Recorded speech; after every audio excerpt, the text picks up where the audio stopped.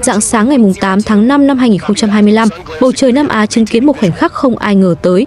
Ấn Độ bước vào không phận Pakistan với sự tự tin của kẻ đi thách thức ngay trước cửa nhà đối thủ. Nhưng chỉ trong vài phút, toàn bộ đội hình của họ bị đánh gục từ khoảng cách mà radar thậm chí không kịp cảnh báo. 6 chiến đấu cơ Rafale Su-30 và MiG-29 lần lượt biến mất khỏi màn hình như những mục tiêu bị xử lý gọn trong im lặng. Không có truy đuổi, không có không chiến tầm gần, chỉ có những cú khóa mục tiêu lạnh lùng, rồi tất cả kết thúc ngay lập tức. Điều khiến thế giới choáng váng hơn cả là kẻ đứng sau loạt đòn hạ gục ấy không phải siêu tiêm kích phương Tây, mà là chiếc máy bay chỉ 40 triệu đô mang tên J-10C. Nếu bạn muốn biết vì sao chiếc tiêm kích này đang được coi là kẻ viết lại luật chơi trên bầu trời, hãy nhấn đăng ký kênh Hồ sơ Quân giới vì những gì tiếp theo sẽ khiến bạn không thể rời mắt. Rạng sáng ngày 8 tháng 5 năm 2025, bầu trời Nam Á bất ngờ rung chuyển bởi một cuộc không chiến mà không ai ngờ tới. Không quân Ấn Độ sở hữu những tiêm kích danh tiếng như Rafale, Su-30 MKI và MiG-29 bước vào không phận Pakistan với tâm thế của kẻ mạnh. Họ tin rằng ưu thế công nghệ, số lượng và thương hiệu vũ khí từ phương Tây và Nga đủ để áp đảo đối thủ. Nhưng chỉ ít phút sau, tất cả sự tự tin ấy sụp đổ hoàn toàn. 6 chiến đấu cơ lần lượt biến mất khỏi màn hình radar, không một cảnh báo, không một tín hiệu trú thoát, không một cuộc rượt đuổi hay pha cơ động gay cấn. Mọi thứ diễn ra nhanh gọn như thể một bàn tay vô hình đang lần lượt tắt từng ngọn đèn trên bầu trời.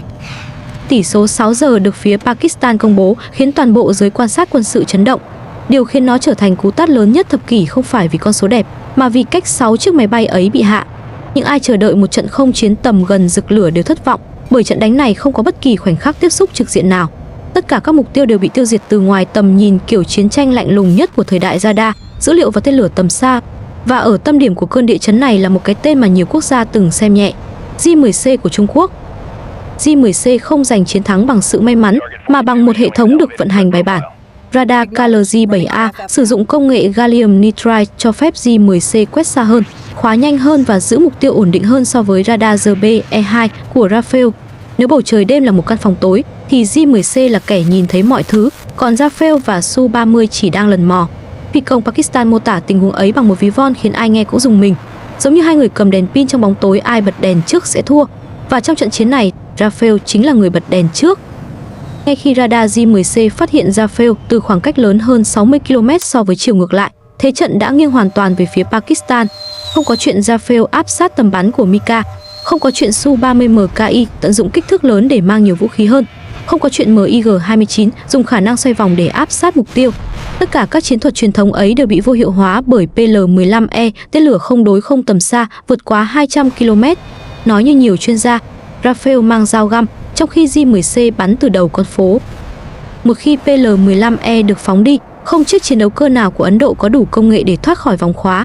Tốc độ cao, đầu dò radar chủ động, liên kết dữ liệu hai chiều và độ chính xác cao khiến PL-15E gần như bất khả chiến bại trong phạm vi lý tưởng của nó. Và chính sự chênh lệch công nghệ này khiến trận chiến 6 giờ xảy ra theo đúng nghĩa đen. Từng chiếc máy bay bị khóa mục tiêu, từng chiếc bị đánh rơi, không một ai kịp phản kháng. Nhưng J-10C chỉ là phần nổi của tảng băng. Cốt lõi của chiến thắng thuộc về hệ thống Skynet, mạng lưới tác chiến mà Pakistan xây dựng dựa trên công nghệ Trung Quốc. AWACSZDK-03 theo dõi cùng lúc 100 mục tiêu và cung cấp dữ liệu thời gian thực cho J-10C. Khi Pakistan nhìn thấy toàn bộ bầu trời như ban ngày, thì Ấn Độ chỉ quan sát được một phần nhỏ nhờ hệ thống cũ chỉ theo dõi được 40 mục tiêu. Điều đó tạo ra sự khác biệt, giống như một đội quân có bản đồ đầy đủ đối đầu với đội quân chỉ nhìn thấy một phần chiến trường. Trong hoàn cảnh đó, việc Pakistan thắng không phải là điều khó tin, mà việc Ấn Độ không lường trước mới là điều đáng bàn. Rafale từng được ca ngợi là chiến đấu cơ đa nhiệm, có khả năng đảm nhận nhiều loại nhiệm vụ khác nhau, nhưng J-10C lại là theo đuổi triết lý hoàn toàn trái ngược, không đa năng, chỉ chuyên một thứ: tiêu diệt đối thủ từ ngoài tầm nhìn. Và trong trận chiến này, triết lý ấy chứng minh sự hiệu quả tuyệt đối. Trong khi Rafale cố gắng cân bằng giữa không chiến, oanh tạc, trinh sát và tác chiến điện tử, thì J-10C chỉ cần làm một chuyện duy nhất: trở thành kẻ bắn tỉa của bầu trời. Ấn Độ bước vào trận chiến với sự tự tin dựa trên sức mạnh của những thương hiệu vũ khí hàng đầu, nhưng họ quên rằng chiến tranh hiện đại không còn là cuộc đấu giữa các máy bay đơn lẻ, nó là cuộc đấu giữa các hệ thống. Một quốc gia có thể sở hữu máy bay Pháp, Nga, Mỹ và Israel, nhưng nếu những hệ thống ấy không liên kết trơn tru, chúng chỉ là những mảnh ghép rời rạc. Pakistan thì ngược lại, họ có một hệ thống được thiết kế đồng nhất, tất cả cảm biến, radar, tên lửa và chỉ huy đều nói chung một ngôn ngữ. Sự đồng bộ ấy chính là thứ khiến trận chiến trở thành một cuộc hành quyết một chiều. Khi 6 máy bay rơi xuống chỉ trong vài phút, thế giới nhận ra một sự thật khó nuốt: giá tiền không quyết định ai sống ai chết. Số lượng không giúp bạn thắng nếu dữ liệu chiến trường của bạn không đầy đủ.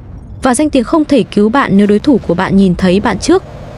Đó là lý do vì sao trận không chiến 6 giờ không chỉ là chiến thắng của Pakistan mà còn là lời cảnh báo rằng thời đại máy bay đất làm mạnh đã kết thúc. J-10C với giá chỉ 40 triệu đô đã đánh bại những chiến đấu cơ gấp 5 đến 6 lần giá trị nó, không phải bằng sự may mắn mà bằng sự chuẩn bị kỹ thuật, chiến thuật và hệ thống vượt trội. Để lý giải vì sao một chiếc máy bay chỉ 40 triệu đô có thể gây áp lực đến mức hạ gục những tiêm kích thuộc 3 trường phái quân sự lớn nhất thế giới, phải nhìn vào 3 trụ cột công nghệ đã tạo nên bản sắc J-10C: radar, khí động học và hệ thống tác chiến tích hợp. Đây không phải là 3 bộ phận rời rạc, mà là 3 xương sống bổ trợ cho nhau, tạo thành nền tảng để J-10C vươn lên từ một chiếc máy bay bị xem thường thành một biểu tượng mới của chiến tranh hiện đại. Trụ cột đầu tiên chính là radar KLJ-7A. Đây là nơi thể hiện bước nhảy công nghệ rõ rệt nhất giữa thế hệ radar sử dụng gallium nitride và thế hệ radar cũ dùng gallium arsenide như trên nhiều chiến đấu cơ phương Tây. Gallium nitride cho phép tạo ra công suất phát lớn hơn trong cùng một kích thước anten, tạo chùm tia mạnh hơn, ổn định hơn và khó bị gây nhiễu hơn. Điều này không chỉ giúp KLJ-7A nhìn xa hơn, mà còn giúp nó giữ khóa mục tiêu trong môi trường nhiễu phức tạp, một ưu điểm mà các phi công mô tả như giữ mắt mở giữa bão tuyết. Sức mạnh thật sự của radar KLJ-7A nằm ở cách nó xử lý thông tin. Nó không chỉ phát hiện mục tiêu từ xa, mà còn phân tích đường bay, tốc độ và tín hiệu phản xạ để đưa ra những đánh giá nhanh về mức độ đe dọa. Dữ liệu ấy được truyền xuống phi công dưới dạng biểu đồ và cảnh báo trực quan, giúp họ không cần phải tìm kiếm đối thủ mà chỉ cần xác nhận và ra quyết định. Điều này cho phép J-10C rút ngắn gần một nửa thời gian từ lúc phát hiện đến lúc khóa mục tiêu. Trong bối cảnh không chiến hiện đại, rút ngắn 1 giây cũng có thể cứu mạng, còn J-10C lại rút ngắn cả chục giây. Radar của Rafael, Su-30 và MiG-29 vẫn mạnh, nhưng cách tiếp cận công nghệ của chúng mang tính truyền thống hơn. Radar phải tự quét, tự tìm, tự khóa và tự duy trì bám sát mục tiêu trong nhiều điều kiện khác nhau. J-10C thì khác, radar của nó là một phần trong mạng lưới thông tin, không cần làm tất cả mọi việc một mình. Sự khác biệt này giống như việc một người phải tự quan sát toàn bộ tình huống giao thông và lái xe, trong khi người kia được hỗ trợ bởi hệ thống dẫn đường, camera toàn cảnh và cảm biến tránh va chạm. Người có nhiều nguồn thông tin hơn đương nhiên phản ứng tốt hơn.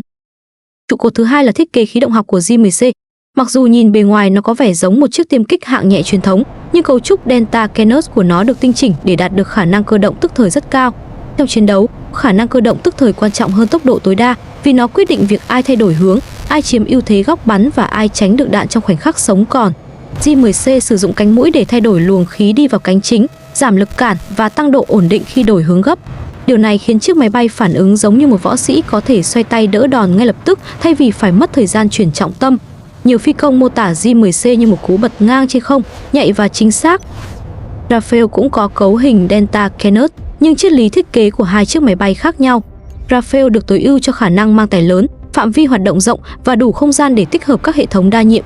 J-10C thì tập trung vào việc giảm trọng lượng, tăng lực đẩy và tăng khả năng bẻ góc. Điều này tạo ra sự khác biệt rõ rệt về hiệu suất trong các pha cơ động nhanh. Không phải J-10C vượt trội hoàn toàn về khí động học, mà nó vượt trội đúng nơi cần vượt trội phục vụ tác chiến tầm xa và tầm trung, nơi khả năng đổi hướng nhanh là chìa khóa để bắn trước, né trước và thoát trước. Trụ cột thứ ba là hệ thống tác chiến liên hoàn, vốn là nền tảng giúp J-10C trở thành một mắt xích trong mạng lưới chiến tranh thay vì một chiến đấu cơ đơn lẻ. Trong nhiều năm, tư duy chiến đấu truyền thống coi máy bay là vũ khí độc lập. Mỗi phi công tự tìm mục tiêu, tự đánh giá, tự bắn và tự rút lui. Nhưng Trung Quốc phát triển J-10C trong bối cảnh hoàn toàn khác, bối cảnh chiến tranh thông tin hóa, nơi mọi khí tải phối hợp thành một hệ thống. J-10C không phải là chiếc máy bay tìm mục tiêu, mà là chiếc máy bay xử lý mục tiêu. Việc tìm, theo dõi và phân loại được giao cho radar mặt đất và AWACS, còn J-10C chỉ tập trung vào vai trò tấn công. Skynet cung cấp dữ liệu mục tiêu theo thời gian thực, giúp phi công J-10C gần như không bị bất ngờ.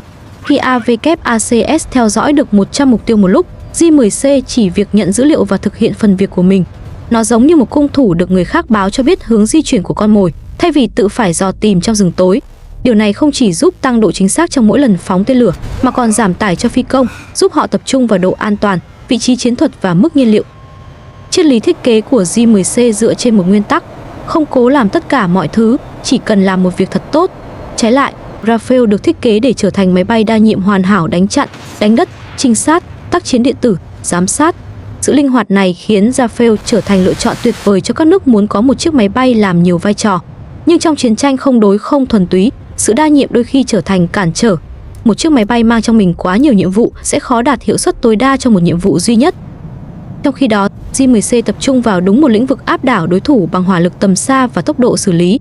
Không phải do Rafael, Su-30 hay MiG-29 yếu, mà vì chúng được thiết kế cho triết lý khác. J-10C sống trong môi trường nơi radar mạnh hơn vài chục % tên lửa bắn xa hơn vài lần, và hệ thống dữ liệu liền mạch cho phép nó hành động gần như không bị giới hạn bởi tầm nhìn. Sự thật của chiến tranh hiện đại là vậy. Ai nhìn thấy trước, người đó có quyền kết thúc trận đánh trước. J-10C là sản phẩm của tư duy này, và đó chính là lý do khiến nó trở thành kẻ đủ sức vạch mặt những chiến đấu cơ nổi tiếng khác, không phải bằng truyền thống hay danh tiếng, mà bằng kỹ thuật lạnh lùng của thời đại số hóa. Sau khi phân tích vì sao J-10C có thể vượt trội về mặt kỹ thuật, câu hỏi tiếp theo phải là vì sao Ấn Độ, một cường quốc quân sự lớn, lại thất bại nhanh chóng đến vậy? Để trả lời, phải nhìn vào 3 sai lầm chiến lược đã đẩy toàn bộ phi đội của họ vào tình thế không thể chiến thắng. Những sai lầm này không nằm ở việc thiếu vũ khí mạnh, mà nằm ở cách họ chọn, vận hành và đánh giá môi trường chiến tranh hiện đại. Đó là những tính toán sai lệch ngay từ gốc, dẫn đến việc cả hệ thống bị phơi bày trước một đối thủ sử dụng triết lý tác chiến mới. Sai lầm đầu tiên chính là tư duy mua đắt chứ không mua đúng, một căn bệnh cố hữu trong hệ thống mua sắm quân sự của Ấn Độ. Trong nhiều năm, New Delhi theo đuổi mục tiêu đa dạng hóa nguồn vũ khí nhằm tránh phụ thuộc vào một quốc gia nào. Ý tưởng này nghe có vẻ đúng về mặt chính trị, nhưng lại tạo ra một thảm họa về mặt tác chiến. Rafale mang hệ thống điện tử của Pháp, Su-30 MKI mang thân, động cơ và radar gốc Nga được Ấn Độ cải tiến. MiG-29 lại dựa trên nền tảng khác hoàn toàn. Cả ba đều tốt khi đứng riêng lẻ, nhưng khi cần hợp nhất chúng trong một môi trường tác chiến đầy áp lực, sự khác biệt về chuẩn dữ liệu, giao thức truyền thông và hệ thống tác chiến điện tử khiến chúng không thể phối hợp trơn tru. Hệ quả là trong một trận không chiến phức tạp, phi công Ấn Độ phải vận hành một phi đội chắp vá, mỗi chiếc nói một ngôn ngữ điện tử khác nhau, mỗi hệ thống cảnh báo và chiến thuật tình huống hoạt động theo tiêu chuẩn khác. Pakistan ngược lại, sử dụng một hệ thống thống nhất từ đầu đến cuối, nơi radar, AWACS, tên lửa, máy bay và phòng không mặt đất được thiết kế để nói cùng một ngôn ngữ. Nếu ví chiến tranh như một đội bóng, thì Ấn Độ giống như một đội có nhiều ngôi sao, nhưng mỗi người thi đấu theo phong cách của riêng mình, không ai hiểu ai. Còn Pakistan giống như một đội bóng kỷ luật, biết chuyển đúng thời điểm và di chuyển đúng vị trí. Sự khác biệt ấy đủ để quyết định số phận trận đấu. Sai lầm chiến lược thứ hai của Ấn Độ nằm ở yếu tố con người điều mà bài báo gốc cũng nhấn mạnh, khoảng cách kinh nghiệm phi công. Không phải radar mạnh hay tên lửa xa là tất cả. Chiến tranh trên không vẫn là cuộc chơi mà kỹ năng của phi công quyết định kết quả trong những khoảnh khắc sống còn. Phi công Pakistan trung bình hơn 200 giờ huấn luyện chiến đấu mỗi năm, con số cao hơn đáng kể so với năng lực huấn luyện hiện tại của Ấn Độ, vốn chỉ ở mức khoảng 120 giờ. Sự khác biệt này tạo ra một khoảng cách kỹ năng không thể khỏa lấp. Trong môi trường mà mọi thông tin phải được xử lý trong vài giây, sự thành thạo trong thao tác, sự nhạy bén trong phân tích tín hiệu radar và khả năng đưa ra quyết định tức thời trở thành yếu tố sống còn. Một phi công từng nói, ngay cả khi bạn trong một quốc gia yếu hơn những chiếc máy bay tốt nhất thế giới, họ vẫn sẽ thua nếu phi công không đủ kinh nghiệm. Và điều này hoàn toàn chính xác trong cuộc đối đầu giữa Ấn Độ và Pakistan. Một phi công thiếu kinh nghiệm sẽ mất thêm vài giây để đánh giá tình huống. Vài giây ấy là đủ để PL-15E tiếp cận và tiêu diệt mục tiêu. Sai lầm thứ ba và cũng là sai lầm nguy hiểm nhất nằm ở tính toán chiến lược sai lầm của Ấn Độ. New Delhi tin rằng họ có thể tiến hành một cuộc tấn công phẫu thuật mang phong cách Israel dựa trên việc áp dụng chiến thuật bất ngờ và hỏa lực chính xác.